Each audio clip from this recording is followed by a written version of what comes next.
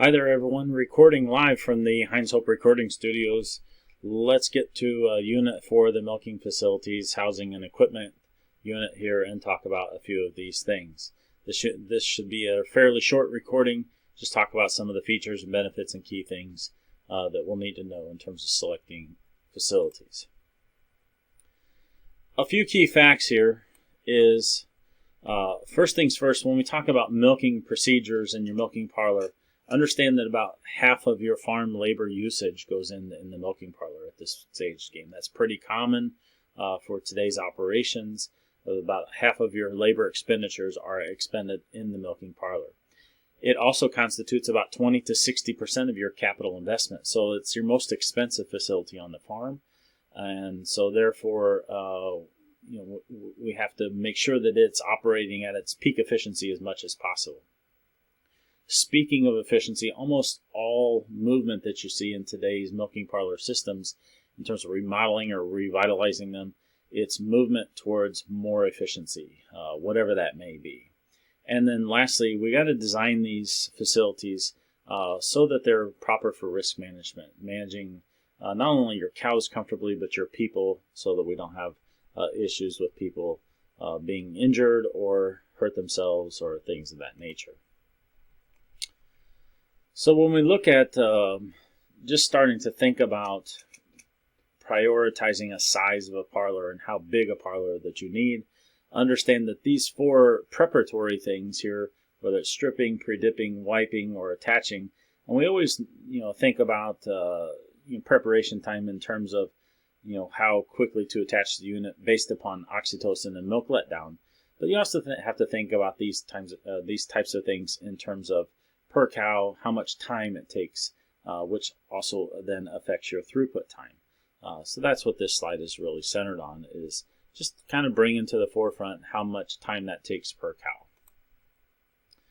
As we look at some different parlor options here, and we're going to go through several different examples here, just quick advantages and disadvantages. This is an old flat barn style or stanchion type parlor where maybe the cows live in those facilities, those tie stalls on a regular basis, or you bring strings of cows in at a time and switch them out, different switches, and then that milker machine, you move it up and down the row of animals. Advantages of these types of facilities is the fact that you're going to manage each animal individually. That's a huge benefit of the old stanchion style parlor. Everything is going to be individualized cow management. You're going to know each animal individually. You're going to see each animal individually. If she has a health issue, a mastitis issue, something of that nature, it's going to prop up immediately. Disadvantages of these is they're quite slow milking facilities. Sometimes not quite as sanitary as a full-on parlor, even though many of you have very clean facilities. Also, they're very difficult physically on the operator in order to keep them working. They're hard on your knees and they're hard on your back in terms of movement for you in and out. So very difficult parlor or milking facility to work in. Next one that we'll talk about is what they call a step-up parlor. These were specifically built as separate milking facilities. And kind of one of the advantages of these is now the cow is elevated a little bit, and it's hopefully a little bit more comfortable for the operator, a little bit less tough on their knees, a little bit less tough on their back. And you'll see in this example, you have one unit servicing two stalls most of the time. So you have that advantage then of more cows in your facility with fewer units, and therefore a little bit of cost savings as far as that goes. These, again, still very individualized, gives the opportunity to individually inspect and deal with each animal, there's lots and lots of advantages to that. You don't see very many new ones of these built, though. My brother at Golden Oaks just put one of these in his special show barn, where they're maybe going to milk, let's say, 10 to 15 or maybe 20 at the maximum per day through that kind of parlor.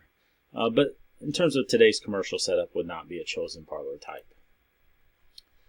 Next, and we'll get into herringbone style parlors, and this is what you actually probably technically call a parabone, because the cows are a little bit more shifted to the side. You'll see the milking procedure done from the rear, much like a parallel parlor, therefore the parabone designation. These are really nice because you do tend to see the animal quite well, so you can inspect them and individually identify the animals just visually quite nicely. They're very comfortable for employees. The pit can get narrow, so you're very efficient with your personal movement. You can go from one side to the next pretty easily. Disadvantage of these, when you get to any kind of length, and this one's getting stretched out pretty good, is they do tend to get very long. So your facility needs to be somewhat long, and depending upon how much space you have, you may or may not have the opportunity for rapid exit from the side of the parlor. This one obviously then is the classic parallel parlor, so cows are standing side by side. Probably at this point between the herringbone and the parallel, considered the two most efficient two most common, not efficient, two most common types of parlors out there. These again, very nice for the worker to work in most of the time. Less walking from end to end. Relatively easy to access and attach the units to the mammary gland, and also always designed with rapid exit. So these don't take quite as long to load, and their discharge time is very, very fast. Disadvantages is your facility has to be a little bit wider here, and some don't like the opportunity to have tails in your face and things of that nature that come with a parallel design. This parlor here, as I get moved to the other side here, is what we call a swing parlor. This is a herringbone style swing parlor, and actually our old parlor at our home farm was a swing parlor design. We had a double 4, extended then eventually to a double 6, but it was a swing parlor, just a single row of units down the middle, and those units then swing from side to side. The concept here in terms of the advantage is that you have half the number of units to install in the parlor, therefore saving quite a bit of money. And the argument would be that while the units are milking out the cows on the left side of your screen, I can be prepping the cows on the right side of the screen, so that by the time the prep work is done on the cows that do not have the units attached, the cows on the left side of the screen will be completed milking, and therefore I can just simply swing those units to the other side and attach them. Most would argue that this tends to slow down parlor throughput, that you'll probably eventually have 1 or 2 slow cows that just simply you can't get the milkers off of fast enough that slow up the entire group on both sides. And so parlor throughput isn't quite as efficient as what you would like. But that's a swing parlor. This one here is, and I apologize, couldn't find a really operational picture, but this is what we call a side opening parlor. So individualized boxes here where you can have an individual cow enter, she can be milked, and then individually exit. And so basically you have a lot more individual management of a cow, probably a lot more individual identification of her, kind of much like the old stanchion barn design. But we don't have to wait for a full group of cows to get done before we switch them out. You can switch one in, switch one out in that regard. I can't name one that I know of in the area of a side opening parlor that I've seen anytime recently. Certainly then we have to think about a rotary parlor, and in terms of actual milking speed and efficiency, it's very difficult to beat the rotary style or carousel parlor because the load and unload time is essentially nothing. There will be constant flow of cows in and off the platform. You most of the time don't ever have to worry about this parlor unit stopping. You can essentially milk cows as fast as you want to here.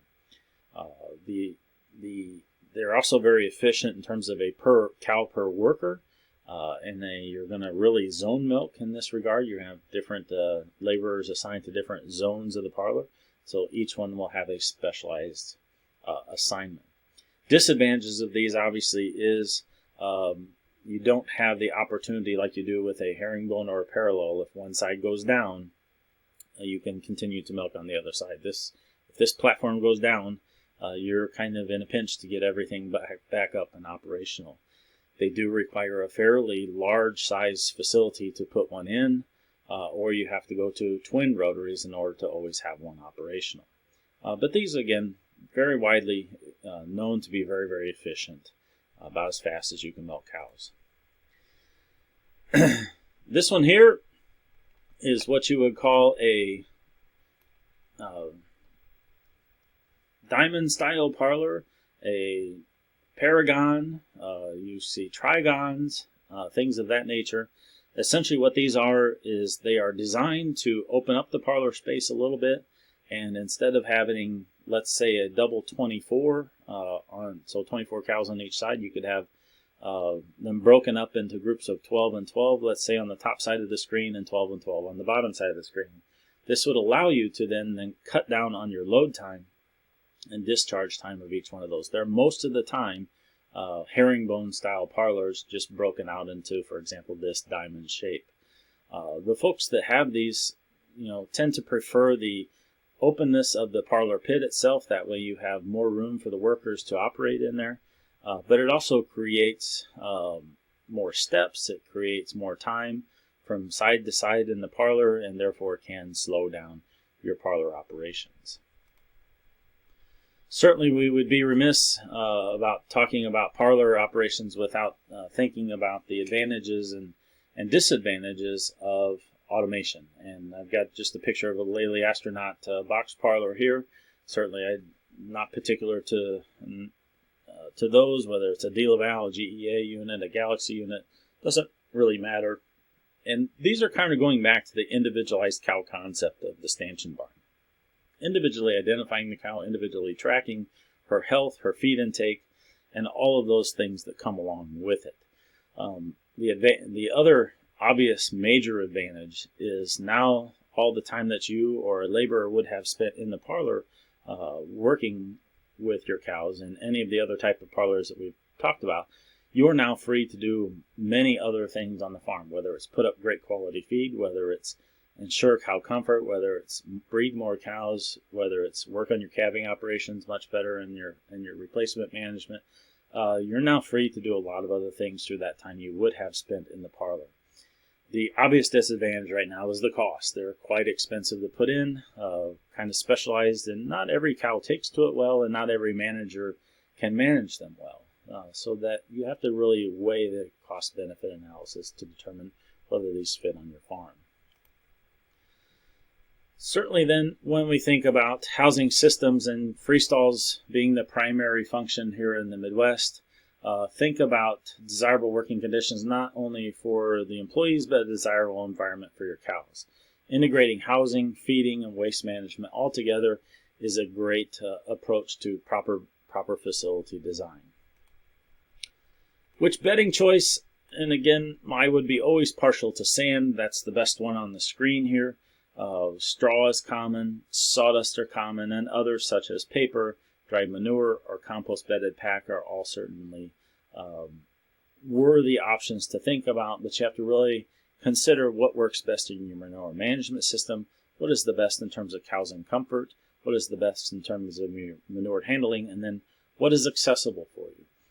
And if you get outside the Midwest, you may not need very much of any bedding. If you get to California, where it's mostly dry lot, or Florida, where you have a lot warmer climate, you may not need quite as much bedding material, may not be quite as important. Wrapping up here, thinking about managing heat stress, certainly in the Midwest, and especially southern Illinois, fans and sprinklers and proper ventilation systems are really critical in making sure that you've got great cow comfort, cooling systems for your cows. Evaporative cooling is out there and available. We used to actually have one of those units in our old tie stall barn. Worked quite well just in the special area that we had it in.